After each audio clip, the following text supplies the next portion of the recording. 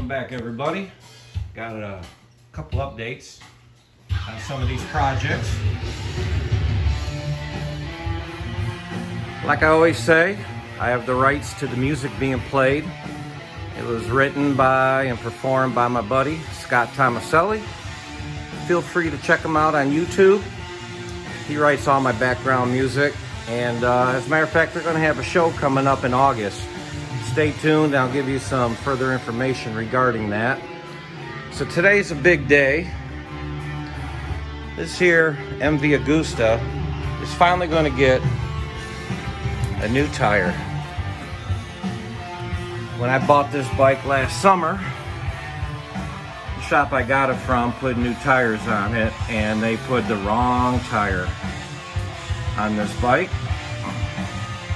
because, well, they just don't know MV Agustas. So the problem I'm having is the tire rubs this fender. And that's not good because this fender is an upgrade. It's not the stock fender. They were made out of some kind of plastic and they're black. This here, pretty expensive upgrade. So you got to protect it. And here's the thing. This bike is supposed to have a 65 series profile tire. And these guys at this shop, they put on a 70. So you can see how tall this is. From this rim to this point here. This is really tall. And look at this thing. From this point to there, how small it is. Hopefully it shows on there. But yeah, I gotta take this wheel off real quick and run it to the shop. Like I said, I got this bike last summer, and the shop I got it from didn't know anything about it. So when I first checked it out, the chain was too tight, and that puts a ton of stress on the rear hub and those bearings. So I had to redo those and get this tire. And then as a further update, this Can-Am Spyder, let me turn this off. The Can-Am Spyder had the brake failure warning out of the blue. And the wife wrote it the day before, and I pulled it out of the shop Sunday.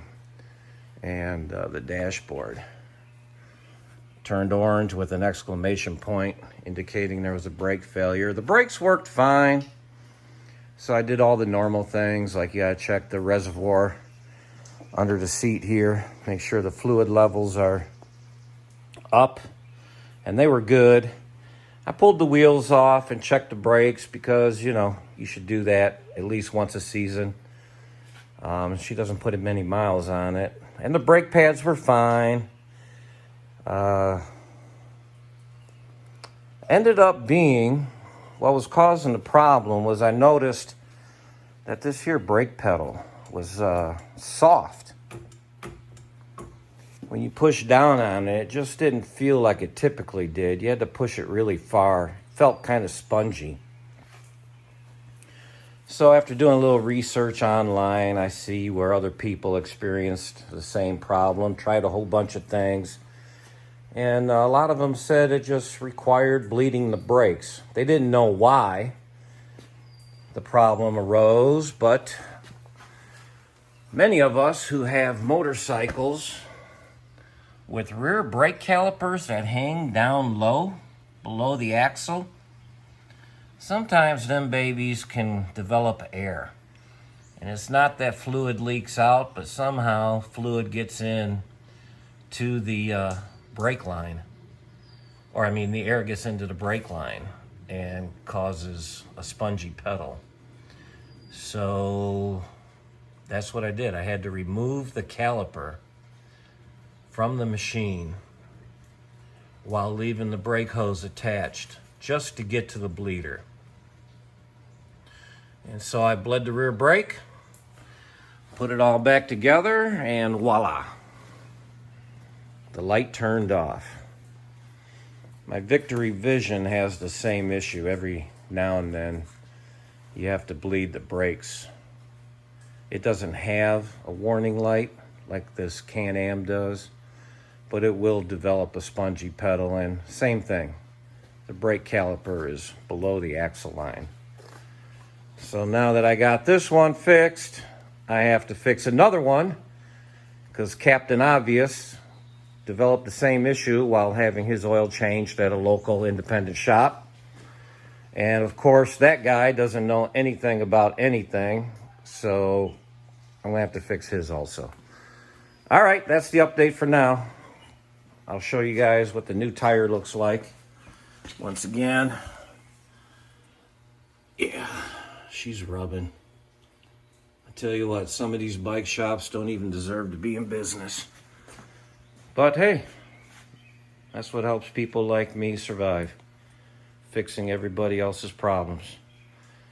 All right, everybody, we'll check back in with you a little later. Hey, welcome back, everybody.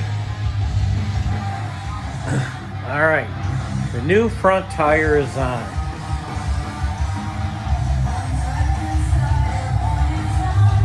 Look at all that room I have. No longer rubs. It doesn't look so bulbous. And I just got back from a ride, and let me tell you, it's phenomenal. There's quite a story to this bike. About 3 years ago, I started looking for a bike. And that's because I was in a customer's house, and he had a bike I had never seen before. So I performed the work that I was asked to do and took a picture of the bike, and I went home and I researched it. Come to find out, it was an MV Agusta 800 Brutality. And I have never seen one before, and I didn't even know they existed. So after lots of reading about it, I went from the 800 Brutality to the big 1090RR, and then I saw some stuff about the F4. And I think the F4 1000 is more well known than the 750. This here is a 750. And I test drove a lot of bikes before I bought this bike. And I tell you what, nothing quite feels like this. There's no rider aids. It doesn't have the 200 horsepower that modern bikes have. I think it's rated at 126. And I don't think it's the amount of power that's impressive. I think what's impressive is the character. The way the bike performs, the way it runs, the way it sounds. This particular model only had 3,900 miles on it when I bought it. And it looks like brand new. Even when you pop the seat, everything underneath the seat is clean. The fact that this is just so shiny, and it's like that even under the seat. The exhaust is not stained in any way.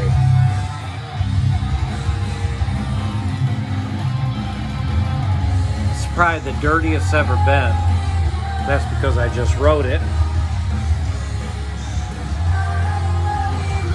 But let me tell you, this new front tire changes everything about the way it feels.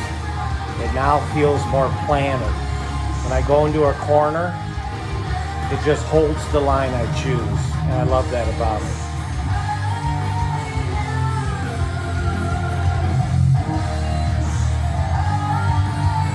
This bike is all stock. It's not modified in any way other than I added a support for the lower radiator, because the lower radiator hangs from the upper radiator. And it's a known fact that the upper radiator can fail because of the weight added to it by the lower radiator. So I put that bracket on earlier this morning. So I don't have to worry about the upper radiator failing. But yeah, this thing is crazy. It's like brand new. I know pictures don't do it justice. But let me tell you, this bike is just crazy. Meaning, you know, it's even though it's 21 years old, it looks like brand new, and it feels like brand new. Yeah, this thing is just nuts. I'll get a camera that I can mount to my helmet, and I'll go for a ride on it so you guys can hear it. But yeah, this thing is crazy. So now I'm ready to ride. I got the front tire. I got the radiator support. Last year, I replaced the bearings in this hub. It's known to be a soft spot on these bikes. I took that all apart and I put all new bearings in it. And it's just a riot. Not only is it fun to ride, but it's fun to look at. It's pretty easy to sit out here in the shop, sip on a beer or two, and just stare at this frickin' thing. Like I said, it ain't nothing like, you know, the modern bikes of today with the 200 horsepower they have, all the rider aids. But I tell you what, this bike right here has character. And I test rode many before I bought this. I test rode the BMW 1000 RR. Test rode some Moto Guzzi's and the Honda Fireblade. Test rode a Ducati. And, you know, they're fine bikes. But there's just something about this bike that sets it apart from all the rest. It's very unique. It's a lot of fun. And like I said, I'll get a camera and I'll put it on my helmet and I'll go for a ride on it. So you guys can hear it. Maybe get a sense of what I hear as I'm riding it. All right, well, I just wanted to update you guys on this new front tire. Not only does it look better, it doesn't rub the fender, and the feel that it gives this bike when you're tipping it into a corner at a high rate of speed. It just really makes it feel like it's on rails. Tires do make a difference, and it's very important that the front tire matches the rear tire. They knew what they were doing when they designated these tires for this bike.